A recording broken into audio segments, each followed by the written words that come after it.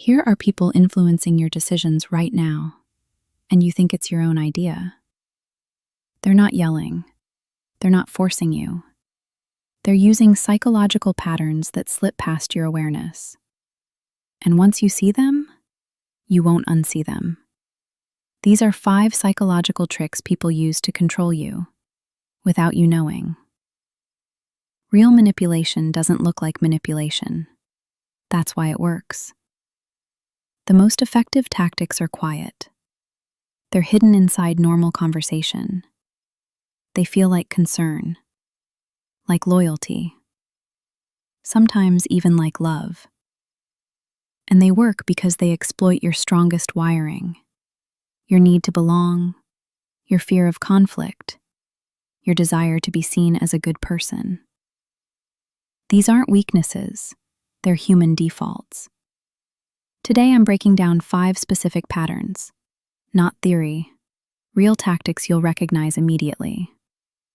And the third one? That's the one most people never catch, until it's already shaped their life. Trick number 1, weaponized vulnerability. This is control disguised as openness. Someone shares something deeply personal with you very early. Their trauma, their fears, their past.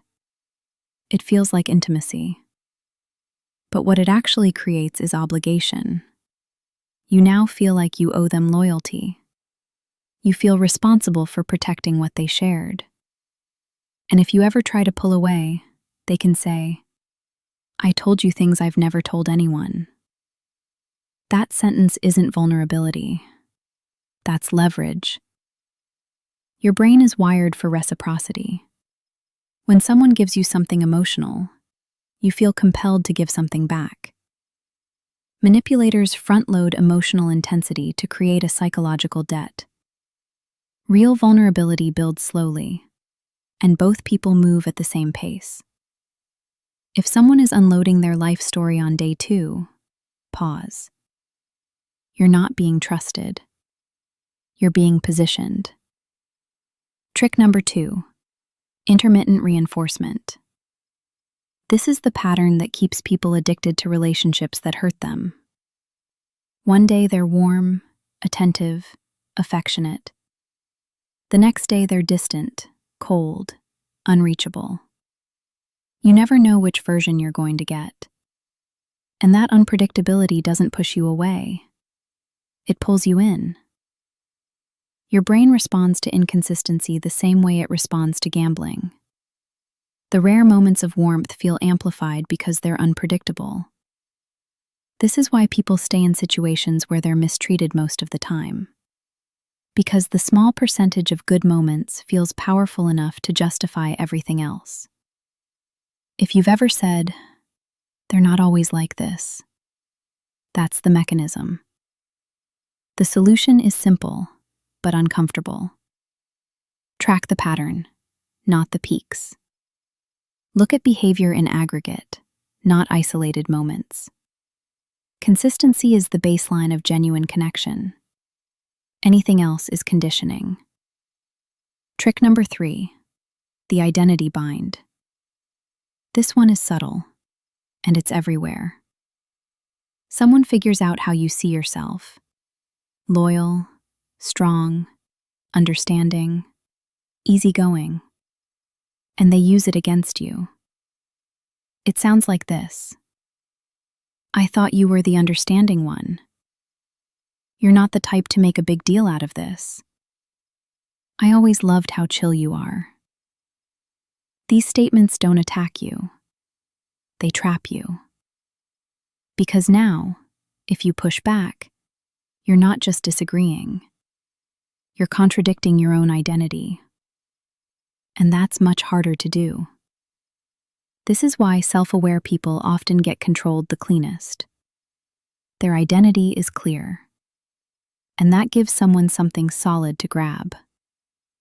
If someone uses who you are to silence your objection, that's your signal.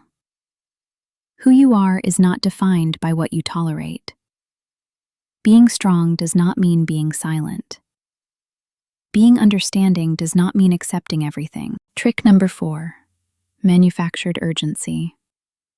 A manipulator's best friend is a deadline that doesn't exist. I need to know by tonight. If you really cared, you wouldn't need time to think. This won't last. Under time pressure, your rational brain goes offline. Your emotional brain takes over. You stop evaluating and start reacting.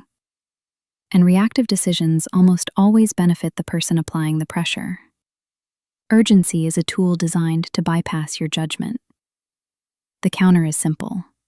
Slow everything down. If this decision is real, it will still be real tomorrow. Anyone who punishes you for thinking clearly is not respecting you. They're trying to override you. Trick number 5, covert framing. This is the most invisible tactic on the list. It's when someone controls the conversation by controlling the frame before you realize there's a choice. Instead of asking, "Can you help me move?" they say, "Are you free Saturday or Sunday?" Notice what just happened. Helping was assumed. Your only choice was when. Your brain automatically answers the question it's given. It rarely stops to ask whether the question itself is fair.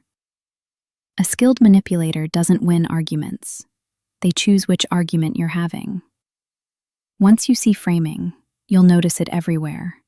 In conversations, media, even everyday requests.